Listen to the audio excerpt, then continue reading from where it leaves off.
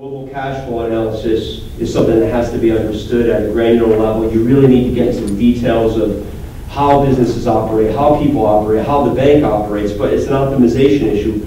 There is no global cash flow analysis or number that's definitive. It's very interpretive, and it needs to be that way. You've got one business and another business, a like or similar business. We've got two businesses, and we can combine. The point is we can combine those from a financial statement perspective and get a pretty decent optic of what's going on in that entity.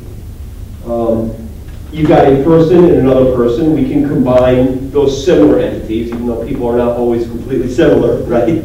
But we can combine that from an analytical perspective and get an optic as to what those people look like.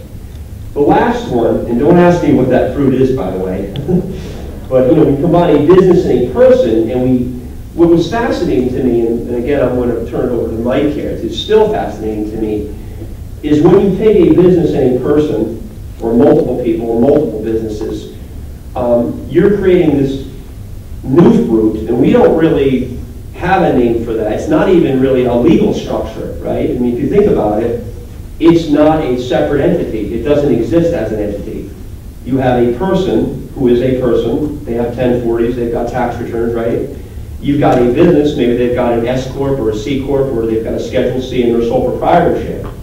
But when we combine them together, the fascinating thing to me about global cash flow is we're analyzing an entity without a legal structure.